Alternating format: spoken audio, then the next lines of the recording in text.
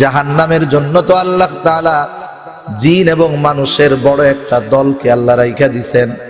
তাহলে কোন মানুষগুলা জাহান্নামী? আল্লাহ তাআলা বলেন লাহুম কুলুবুল লা ইয়াফকাহুনা বিহা। আল্লাহ তাআলা যাদেরকে অন্তর দিয়েছিলেন কিন্তু এই অন্তর ভালো মন্দ নির্ণয়ের কাজে ব্যবহৃত হয় নাই। কিয়ামতের ময়দানে বিচার দিবসে আল্লাহ সুবহানাহু ওয়া তাআলা বিচার করবেন, ইনসাফের মানদণ্ড আল্লাহ কায়েম করবেন। সেই দিন যত সৃষ্টি আছে সবাইকে তাদের হক বুঝায় দিবেন আল্লাহ। দুনিয়ার মধ্যে একটা শক্তিশালী প্রাণী যদি আর একটা দুর্বল প্রাণীর উপরে অত্যাচার করে থাকে, জুলুম করে থাকে, কিয়ামতের ময়দানে ওই সবল প্রাণী থেকে দুর্বল প্রাণীকে আল্লাহ তাআলা প্রতিশোধ নেওয়া দিবেন। এরপরে আল্লাহ তাদেরকে বলবেন মাটি হয়ে যাও। ওরা তো মাটির সাথে মিশে যাবে, কিন্তু বলেন তো কিয়ামতের ময়দানে আমাদের মাটি হওয়ার কোনো উপায় আছে নাকি? নাই। এই জন্য বুজুর্গানে দিন মাঝে মধ্যে আল্লাহর কাছে বলতেন, নিজেদের অবস্থা বিনয়ের সাথে বলতেন, হায়রে আমি যদি আকাশের পাখি হইতাম কতই না ভালো হতো, আমি যদি গাছের পাতা হতাম কতই না ভালো হতো। কিয়ামতের কঠিন হিসাবের মুখোমুখি আমার হওয়া লাগতো না। এই জন্য কিয়ামতের ময়দানে অন্যান্য সকল মাখলুকের হিসাব হবে একরকম, মানুষ জিনের হিসাব হবে আর এক রকম। এখন কথা হলো, মানুষের আর অন্যান্য প্রাণীর মধ্যে হিসাবের পার্থক্য কেন? কারণ আল্লাহ তাআলা মানুষকে ভালো মন্দ বুঝবার ক্ষমতা দিয়েছেন, কোন প্রাণীর মধ্যে ভালো মন্দ বুঝার ক্ষমতা আল্লাহ দেন নাই। মানুষ বুঝতে পারে কোনটা ভালো কোনটা মন্দ। একটা গরু, ও যদি কারো ক্ষেতের ফসল বারবার না বইলে সারাদিন খায়, ওর কি গুনাহ হবে নাকি? কিছুই হবে না। কারণ কোনটা গুনাহ কোনটা ভালো কোনটা মন্দ এটা বোঝার মতো যোগ্যতা গরুকে দেয় নাই আল্লাহ, ছাগলকে দেয় নাই, কিন্তু মানুষকে দিয়েছে। মানুষ একটু চিন্তা করলে বুঝতে পারে কোনটা ভালো কোনটা মন্দ, কিন্তু এই হৃদয় দিয়ে সেই ভালো মন্দ বোঝার চেষ্টা তার মধ্যে ছিল না। লাহুম কুলুবুল লা ইয়াফকাহুনা বিহা, কলব দিয়ে ভালো মন্দ বোঝার চেষ্টা করে নাই। ওয়ালাহুম আ'য়ুনুল লা ইউবসিরুনা বিহা, আল্লাহ তাআলা তাকে চোখ দিয়েছিলেন কিন্তু চোখ দিয়া দেখার মতো দেখে নাই। ওয়ালাহুম আযানুল লা ইয়াসমাউনা বিহা, তাকে কান দিয়েছিলেন, কান দিয়ে শোনার মতো শোনে নাই, দেখার মতো দেখে নাই, শোনার মতো শোনে নাই। এক কান দিয়ে শুনছে আর এক কান দিয়া বের করে দিছে। ভালো মন্দ নির্ণয় করার চেষ্টা করে নাই, ভালোটার দিকে নজর দেয় নাই, বরং বারবার খারাপটার দিকে তার নজর ছিল। আল্লাহ তাআলা বলেন উলাইকা কাল আনআম, এগুলা হলো চার পায়া জানোয়ারের মতো, জন্তুর মতো। এরপরে আল্লাহ বলেন বালহুম আদাল্লানা, কারণ কিয়ামতের ময়দানে এই যে জন্তু জানোয়ার এদের তো জাহান্নাম হবে না, কিন্তু মানুষের বদআমলের কারণে তো জাহান্নাম হবে। আল্লাহ বলেন বালহুম আদল, বরং এরা তাদের চাইতেও নিকৃষ্ট, তারা হলো গাফেল। এই হলো আমাদের অবস্থা। ভালো মন্দ নির্ণয়ের পদ্ধতিও মানুষের অন্তরে যখন আসবে তখন সে মানুষের মতো মানুষ হবে, নাইলে সে চতুষ্পাদ জানোয়ারের চাইতে নিকৃষ্ট হবে। ঠিক কিনা বলেন? তাহলে একটা মানুষের মধ্যে পরিপূর্ণভাবে ভালো মন্দ বিচার বিশ্লেষণ করার যোগ্যতা তখনই আসবে যখন সে হেরার আলোয় আলোকিত হবে, কোরআনের আলোয় আলোকিত হবে, কোরআনের জ্ঞান যখন তার মধ্যে ঢুকে যাবে। ঠিক কিনা বলেন? এছাড়া সে মানুষের মতো মানুষ হতে পারবে না। তাহলে মানুষের মতো মানুষ হওয়ার জন্য দ্বীনি ইলম দরকার। কি দরকার? জোরে বলেন, আরো জোরে বলেন, কি দরকার? দ্বীনি ইলম দরকার। আগে আমি তিনটা পার্ট কইরা নেই। দ্বীনি ইলম অনেকের শেখার সুযোগ আছে, অনেকের শেখার মতো সুযোগ নাই, সময় নাই, বয়স নাই। বুজুর্গানে দিন বলেন যে মানুষ দ্বীনি ইলম শিখবে। বর্তমান দুনিয়ায় প্রচলিত পদ্ধতি সাধারণত তিনটা। কয়টা? জোরে বলেন, কয়টা? তিনটা। এক নাম্বার জায়গা, দ্বীনি ইলম যদি শিখতে হয় তাহলে সহিহ দ্বীন শিক্ষার প্রতিষ্ঠানগুলোর মধ্যে আমাকে আপনাকে যেতে হবে, যেখানে প্রকৃতপক্ষে দ্বীনের শিক্ষা দেওয়া হয়। শুধু মুখ দিয়ে পড়ানো হয় এমনটা নয়, বরং শিক্ষার সাথে দীক্ষা আছে, পড়ার সাথে আমল আছে। যেটা পড়ায় সেটার উপরে আমল করে এবং করায় এমন প্রতিষ্ঠানে যেতে হবে।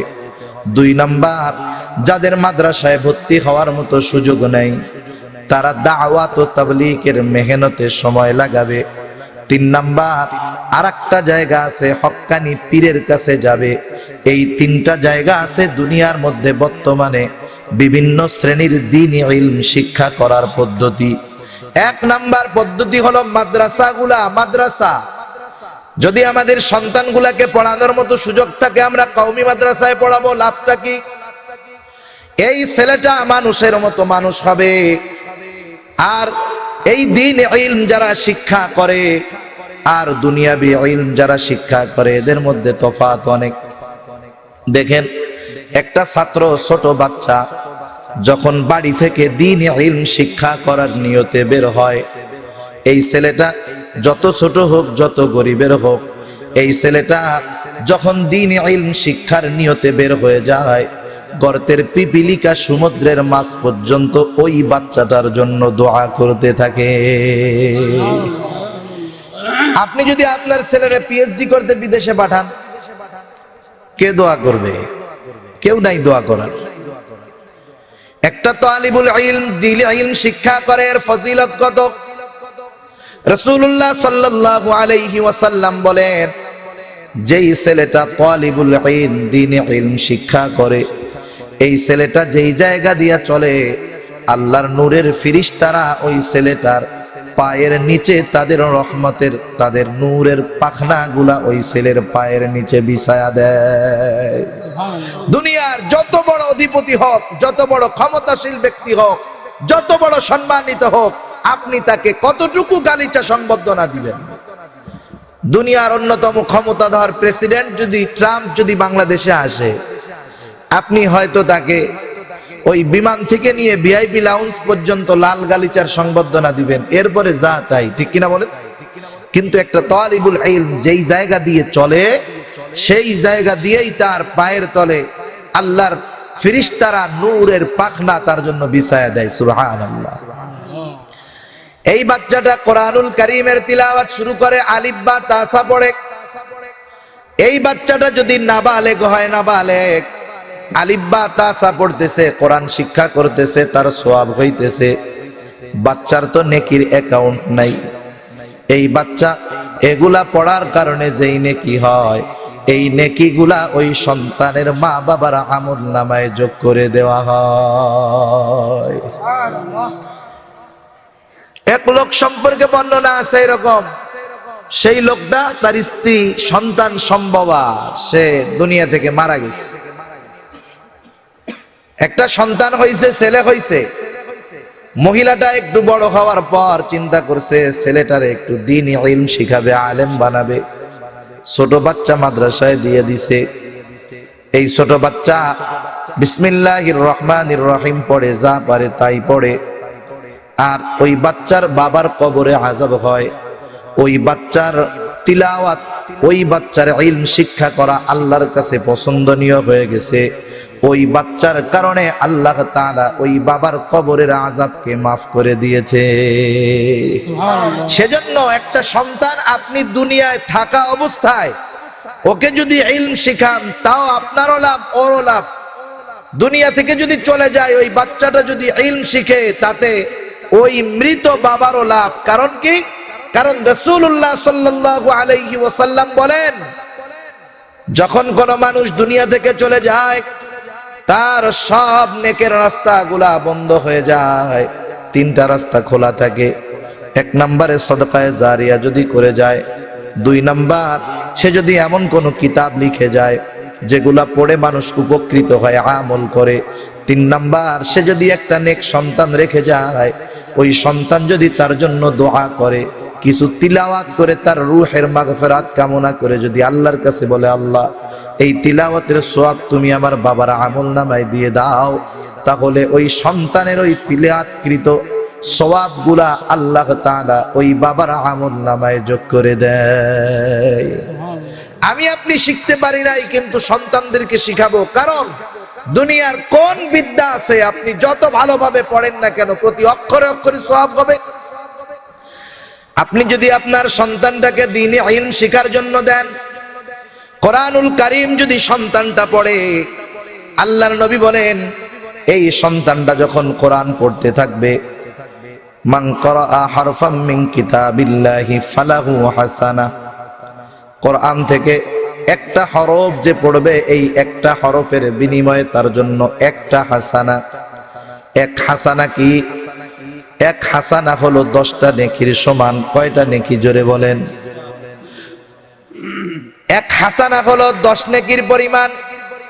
আল্লাহর নবী বলেন লা কুলু আলিফ লাম মিম হারফুন বাল আলিফুন হারফুন লামুন হারফুন মিমুন হারফুন।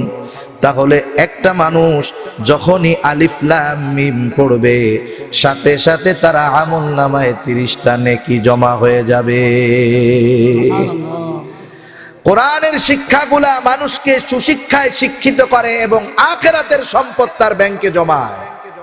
কোরআন পড়তে পড়তে অঢেল সম্পদের মালিক হয়ে যাবে, যেই সম্পদ দুনিয়ায় দেখা যায় না কিন্তু কিয়ামতের ময়দানে এই সম্পদ তার কাজে দিবে। ঠিক কিনা বলেন?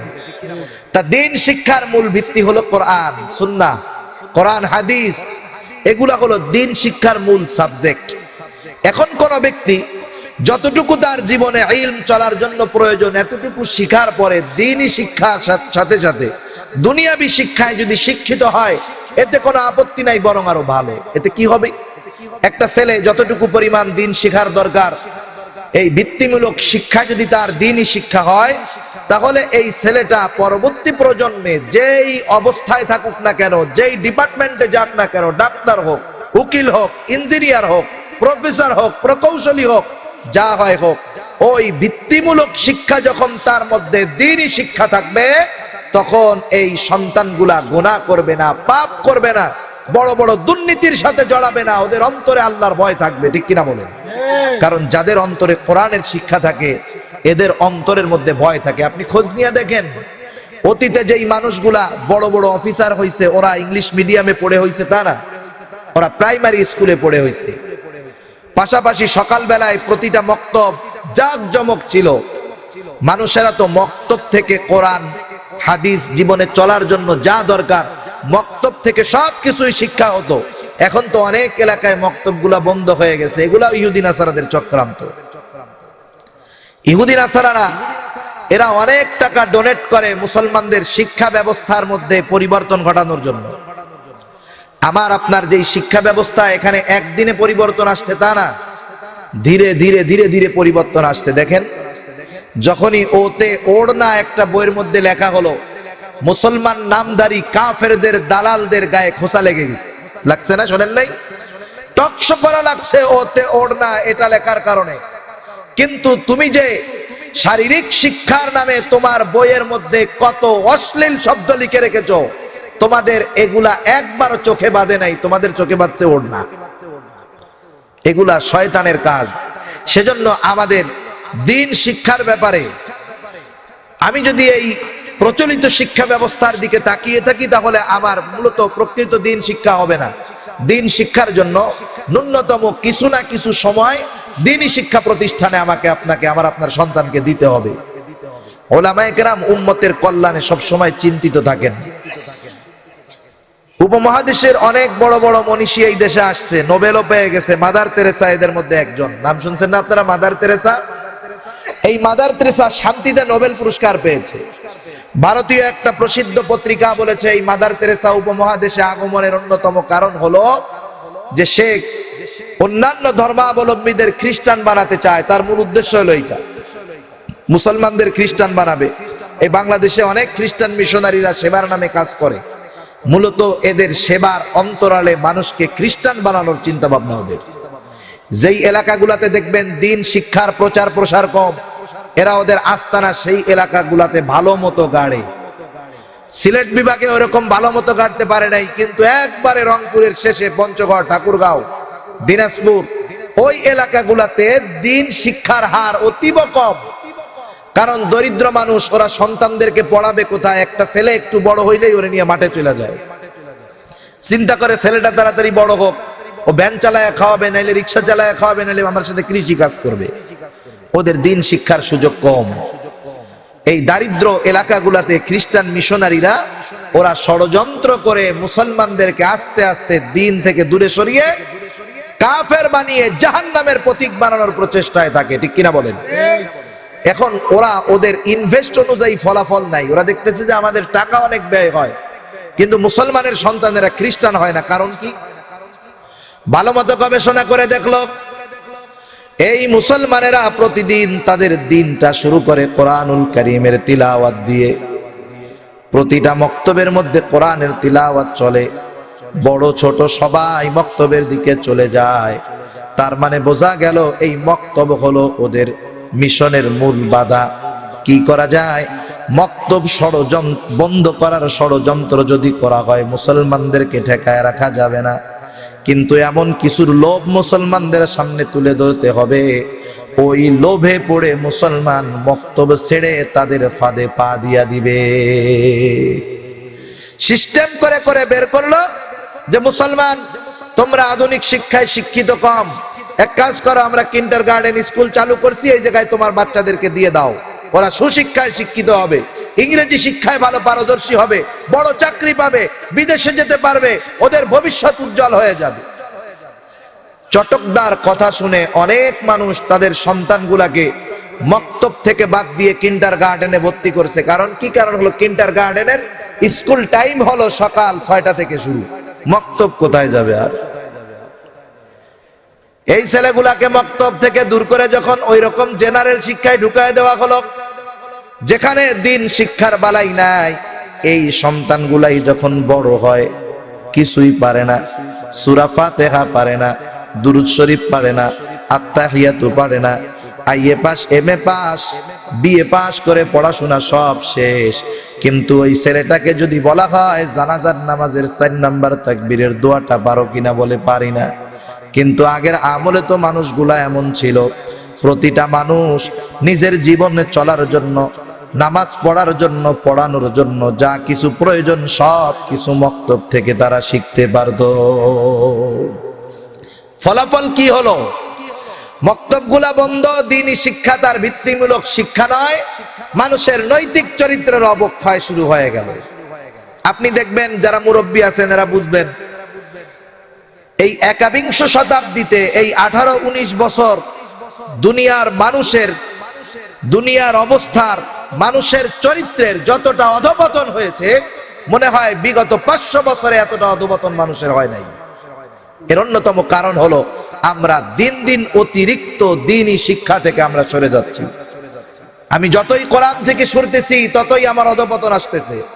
মাহমুদুল হাসান দেওবন্দি রহমাতুল্লাহি আলাইহি মাল্টার জেলখানায় আটকা ছিলেন, অনেকদিন জেলে থাকার পরে আসছেন। উনি বলতেছেন, জেলখানায় থাকা অবস্থায় আমি এই বিষয়টা খুব ভালো মতো উপলব্ধি করতে পেরেছি যে মুসলমান আজকে তাদের এই অধপতনের অন্যতম কারণ হলো মুসলমান কোরআন এবং হাদিস, কোরআন সুন্নাহর এই শিক্ষা থেকে যখন দূরে সরতেছে, কোরআন থেকে যত দূরে সরতেছে মুসলমান, তত মুসলমানদের উপরে বিপদের ঝাঁকে ঝাঁকে বিপদের পাহাড় মুসলমানদের উপরে নেমে আসতেছে। আজকে কোরআনের শিক্ষা আমরা কি মনে করি? একজন সকালবেলা কোনো মতে কোরআন শিখে ও মনে করে যে এই কোরআনটা শুধুমাত্র মনে হয় তিলাওয়াত করব আর সওয়াবের মালিক হব, আর কিছু মনে হয় কোরআনের মধ্যে নাই।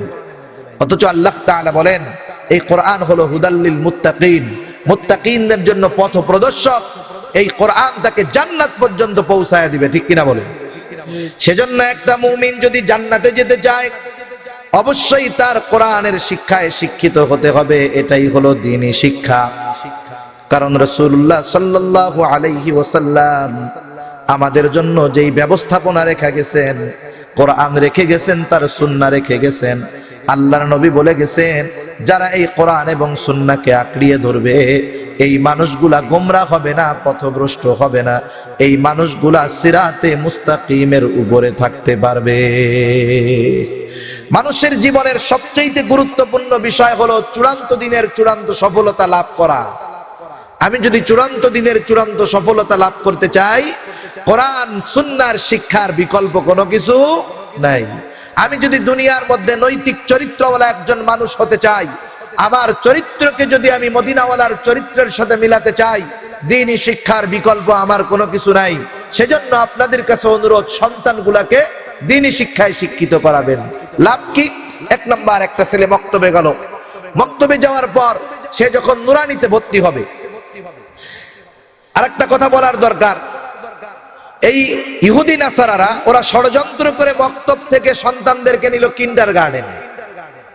দলে দলে ঝাঁকে ঝাঁকে কিন্ডারগার্টেনের দিকে মানুষ চলে গেল।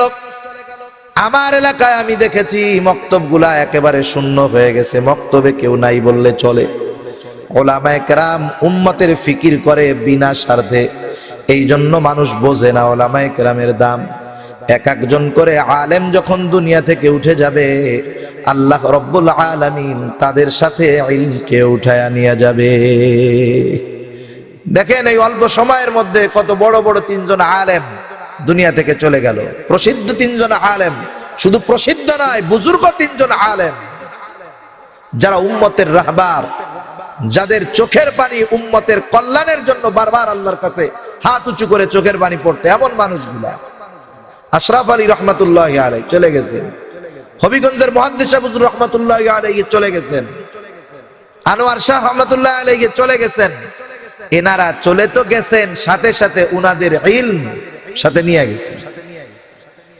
আল্লাহ তাআলা ইলমে একবারে উঠায় নেবেন না, এই রকম আলেমদের মৃত্যুর মাধ্যমে দুনিয়া থেকে ইলম উঠে যাবে। সেজন্য আমাদেরকে ঘরে ঘরে আলেম পয়দা দিতে হবে, আলেম লাগবে ঘরে ঘরে। কারণ এই আলেম দুনিয়ায় থাকবে তো আল্লাহ দুনিয়া রাখবে, আলেম নাই মানুষগুলা গোমরা হয়ে যাবে। দেখেন এত আলেম, এরপরেও বড় বড় গোমরার দল আছে না নাই? অভাব নাই। তা সন্তানকে এবার কি করতে হবে? ওলামায়ে কেরাম চিন্তা করতেছে, এইভাবে যদি মানুষগুলা কিন্ডারগার্টেনের উপরে ঝুঁকে পড়ে, একটা সময় মক্তব শূন্য হয়ে যাবে। মানুষের সন্তানগুলাকে ইলম শেখানোর প্রতি কোনো আগ্রহী থাকবে না। কিছু কিছু রোগ আছে, এটাকে নির্মূল করা যায় না, কিন্তু প্রতিরোধের ব্যবস্থা নিতে হয়। যেমন ডায়াবেটিস একটা রোগ, এটা বলা হয় এমন রোগ এটা সারে না, কিন্তু কিছু নিয়ম নীতির মধ্যে যদি মানুষ চলে, ডায়াবেটিস তারে কিছু করতে পারে না। কথা বুঝেন নাই? ওলামায়ে কেরাম চিন্তা করলেন কি করা যায়। এমন বিকল্প পদ্ধতি বের করার দরকার, যাতে করে মানুষগুলা যেই শিক্ষার লোভে মক্তব ছেড়ে কিন্ডারগার্টেনে গেছে সেটাও পায়, আবার দ্বীনি ইলম এটাও জানি শিখতে পারে। এই চিন্তা করে ওনারা যেই পদ্ধতিটা উদ্ভাবন করলেন, এটার নাম হলো নুরানি পদ্ধতি। কত সুন্দর!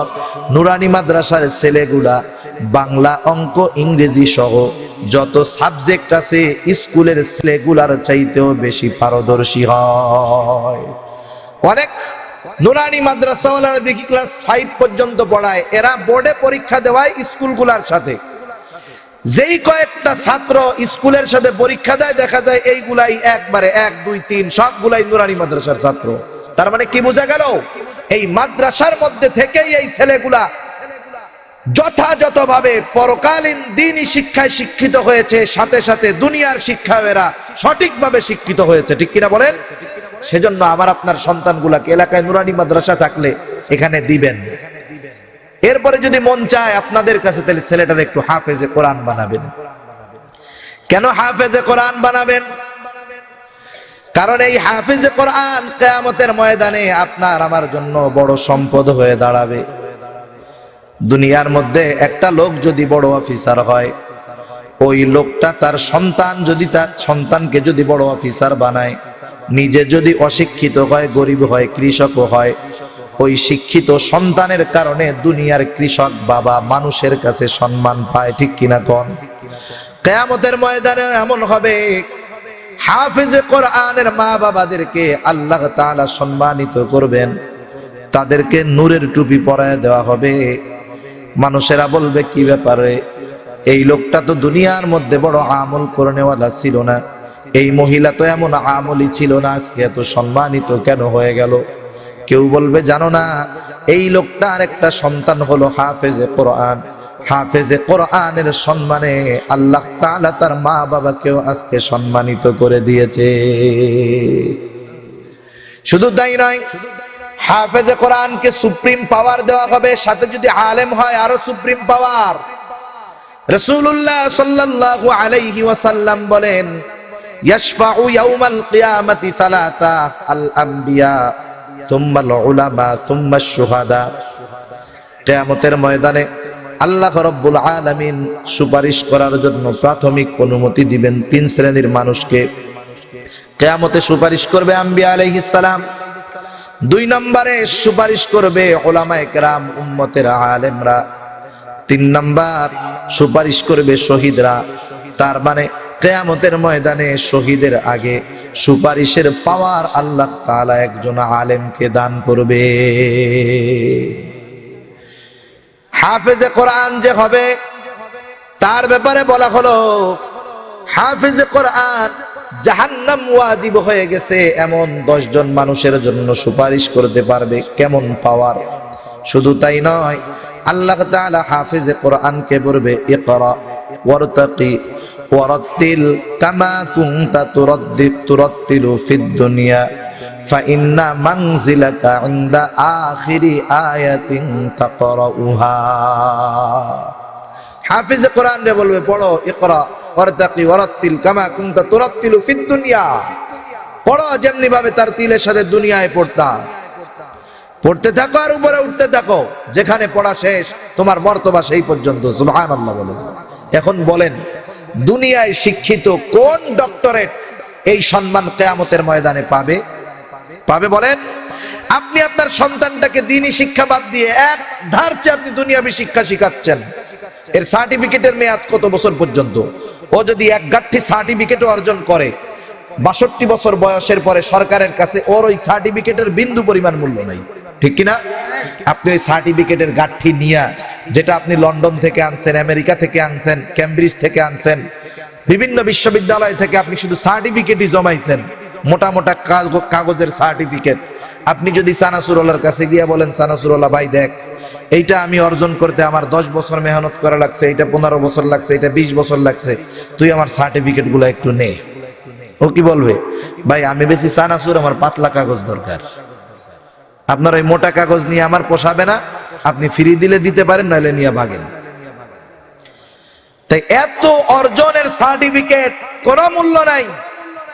অথচ একজন আলেম যত বুড়া হয় এর সম্মান আল্লাহ তাআলা আরো তত বাড়ায়া দেয়। সুবহানাল্লাহ। দ্বীনি ইলম শিক্ষার মাধ্যমে এই মানুষগুলা দুনিয়ার সবচাইতে দামি মানুষে পরিণত হয়। কারণ কোরআনের সংস্পর্শে, নবীর সুন্নাহর সংস্পর্শে যারা আসে, আল্লাহ রাব্বুল আলামিন এদের দামটা বাড়ায়া দেয়। সুবহানাল্লাহ। শুধু তাই না, দেখেন যেই কোরআন পড়ে মানুষ দামি হয়, এই কোরআন যেই কাঠের সাথে লেগে যায়, একটা রেহাল, মানুষ যখন এই রেহাল দেখে ভুলে পায়ের সাথে যখন লাগে, রেহালটারেও চুমা দেয়। কাঠ না, একটা কাঠ না, এটারে চুমা দেয়। দেখেন কোরআনটা যেই কাপড় দিয়ে প্যাক করা হয়, এই কাপড়টা যত কম দামি হোক, এই কাপড়টা যদি নিচে পড়ে যায় মানুষ উঠায় চুমা খায়। দাম কেন হলো? দাম হয়ে গেল কোরআনের কারণে। এই জন্য মুসলমান, আমি আপনি যদি দ্বীন শিক্ষার মূল ভিত্তি এই কোরআনকে ধরতে পারতাম, আল্লাহর কসম মুসলমানদের সোনালী অতীত আবার আমাদের মধ্যে ফিরে আসতো। শুধুমাত্র দ্বীন থেকে দূরে সরার কারণে, দ্বীনি শিক্ষা সমাজের মধ্যে না থাকার কারণে আমাদের সমাজ ব্যবস্থার ভিতরে আজকে এত অরাজকতা, এত অনৈতিকতা, এত অশ্লীলতা। কারণ প্রতিটা মানুষের যদি দ্বীনের ব্যাপারে পরিপূর্ণ ধারণা থাকতো, এরা গুনার থেকে বাঁচতো। কিন্তু আমরা এই ব্যবস্থা করতে পারি নাই। মাদ্রাসা যা আছে, জরিপ বলে সারা বাংলাদেশের যত স্টুডেন্ট আছে এর মধ্যে মাত্র 2% স্টুডেন্ট মাদ্রাসার, বাকি 98% এখনো মাদ্রাসার না। এদের মধ্যে দ্বীন শিক্ষা নাই, সহি দ্বীন শিক্ষা নাই। দ্বীন যাইতেছে, আর বিরাট একটা অংশ দ্বীন সম্পর্কে অজ্ঞ থেকে তাদের জীবন অতিবাহিত করতেছে, সামনের দিকে ধাবিত হচ্ছে। এটা কিন্তু ইসলামের জন্য, আমাদের জাতির জন্য বড় ভয়ঙ্কর একটা বিষয়। কারণ এদের যখন দ্বীন সম্পর্কে অজ্ঞতা থাকবে, তখন মানুষ এদেরকে যা বুঝাবে ওরা তাই বুঝবে। ফেরাউন নিজেকে খোদা দাবি করছে, জানেন না সবাই? জানেন তো? কথা বুঝতেছেন না? ফেরাউন নিজেকে খোদা দাবি করছে। ফেরাউন ছিল গোরেস্তানের দারোয়ান। আলোচনা শেষ করে দিব, আর লম্বা করব না। সর্বশেষ বলি যে দ্বীনি শিক্ষা যদি না থাকে একটা জাতির পরিণাম কি হতে পারে। ফেরাউন ছিল কবরস্থানের দারোয়ান। এইখান থেকে আস্তে আস্তে ভাগ্যের চাকা ঘুরতে ঘুরতে মিশরের শাসনকর্তা হয়ে গেছে ফেরাউন। শয়তান তো ওকে পরামর্শ দেওয়ার পেছনে আছেই। একটা সময় ফেরাউনকে শয়তানে পরামর্শ দিছে, কি রে তোর যে বাপসাপ, তুই তো কবরস্থানের দারোয়ান থেকে একবারে মিশরের বাদশা হয়ে গেছিস, তুই খোদা হয়ে যেতে পারবি। কয়েকদিন এই ওয়াসওয়াসা পাইয়া ওর দোস্ত হামান রে ডাকছে যে হামান কি হইছে? কয় আমার তো খোদা হইতে মন চায়। কয় আস্তাগফিরুল্লাহ, কও কি তুমি? একের যে মানুষের সামনে বলো এই কথা, তোমার ক্ষমতার আসন থেকে তোমারে বসায় নামাই দিবে।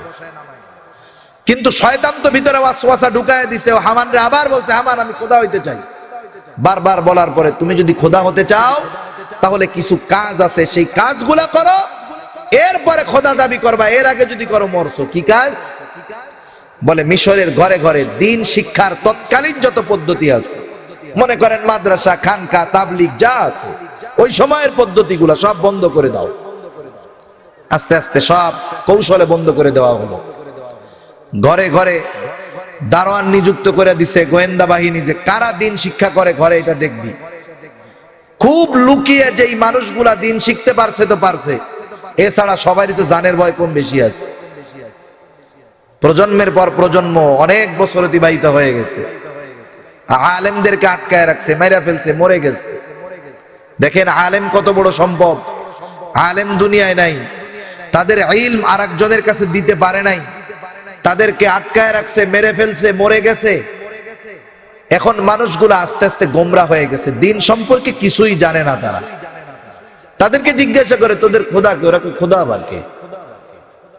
তার মানে এরকম অবস্থা যখন, তখন বুঝতে পারলো এদেরকে এখন যা পড়ানো হবে ওরা তাই পড়বে। ঠিক কিনা বলেন? ওদের বারবার জিজ্ঞাসা করা হয় তোদের খোদা কে? ওরা কয় জানি না, জানি না। ফেরাউন এবার বলে বসলো, আমি হলাম তোদের বাদশা, আমি তোদের খোদা, আনা রব্বুকুমুল আলা, নাউযুবিল্লাহ। দেখেন 50টা বছর সে দ্বীনি শিক্ষার পদ্ধতিগুলো আটকায় রাখছে, মাদ্রাসা বন্ধ করে দিয়েছে, আলেমদেরকে আটকায় রাখছে, মেরে ফেলছে।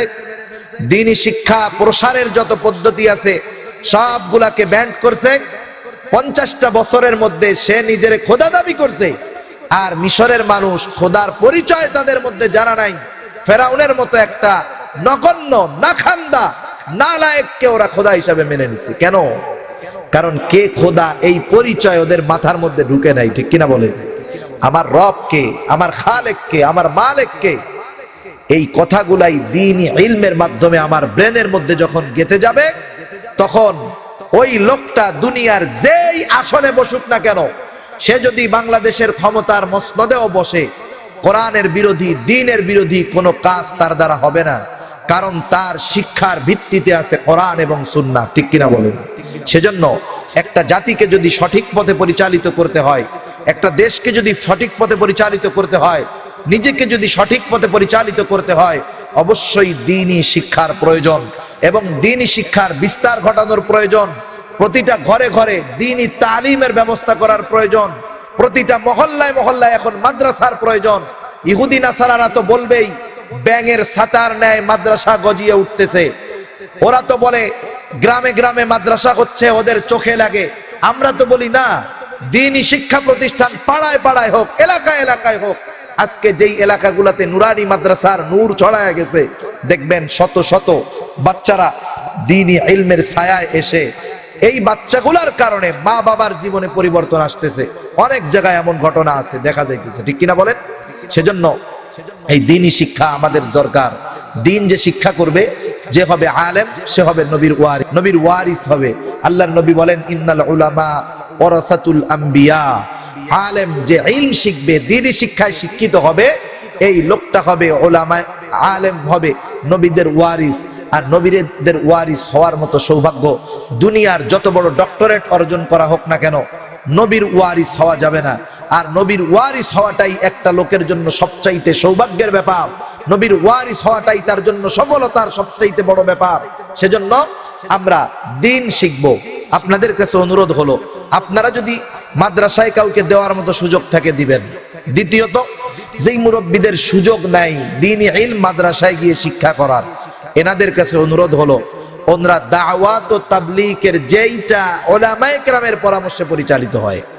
কারণ আপনি আলেম হইতে যাবেন, দ্বীনি ইলম কিছু শিখতে যাবেন, দাওয়াত ও তাবলীগটা এখানে তো আমরা কিছু ভাই মনে করি ওখানে মনে হয় শুধু সময়ই লাগাতে হবে, তা না। ওইটা হলো একটা চলতি ফিরতি মাদ্রাসা, রানিং মাদ্রাসা। ওখানে গিয়ে আপনার ঈমান আকীদা ঠিক হবে, আমল ঠিক হবে, কোরআন পড়া শিখতে হবে। আপনি যদি উলামায়ে কেরামের তত্ত্বাবধানে না থাকেন, ওইখানে যে খাবেন, ঘুমাবেন, ঘুরবেন আর আলেমদের বদনাম করা শিখবেন, এছাড়া আর কিছু শিখবেন না। সেজন্য যেটা উলামায়ে কেরামের পরামর্শে চলে, উলামায়ে কেরামের তত্ত্বাবধানে চলে, সেখানে গিয়ে দাওয়াত ও তাবলীগে সময় লাগাবেন। ব্যস্ততা কম আছে, 3 মাস লাগাই দিবেন, বছরে বছরে এক এক মাস যাবেন। আলেমদের সাথে গেলে ফজিলত কি, অনেক ফজিলত। এক আলেম তাবলীগ নিয়ে যায় মাসে 3 দিন করে, 3 দিন করে। এই 3 দিন করে নিতে নিতে ওই যেই কয়জন যায় এদের পিছনে মেহনত করতে করতে অনেকটাই সহিশুদ্ধভাবে কোরআনের তিলাওয়াত শিখায় ফেলছে।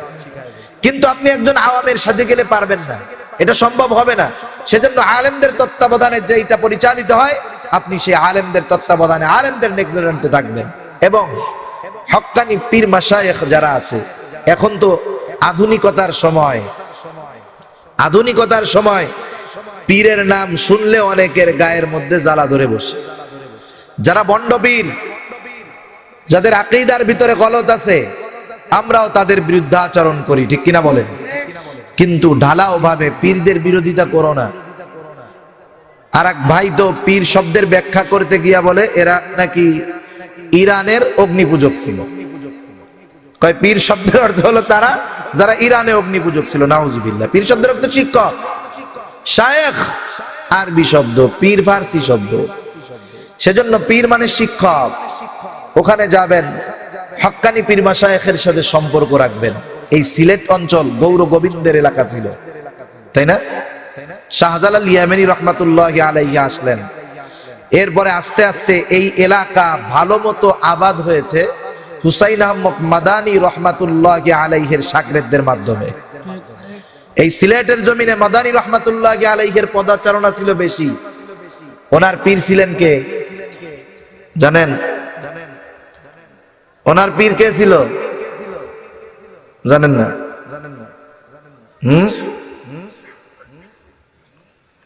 ওনার পীর কে ছিল জানা নাই? উনি মাহমুদুল হাসান দেওবন্দি রহমাতুল্লাহি আলাইহির খাস শাগরেদ ছিলেন। তো যাই হোক, দেখেন ওনাদের মাধ্যমে সিলেটের জমিন আবাদ হয়েছে, উলামায়ে কেরামের পদাচারণায় ভরে উঠেছে। আজকে একদল মানুষ বিরোধিতা করতে করতে হক্কানি পীর মাশায়েখেরও বিরোধিতা শুরু করে দিয়েছে। এত অতিরঞ্জিত ভালো না, এটা বিপদ আসার লক্ষণ। সেজন্য হক্কানি পীর মাশায়েখের কাছে যাবেন, কি হবে? এখানে আপনার রুহানি কিছু ইলম অর্জন হবে।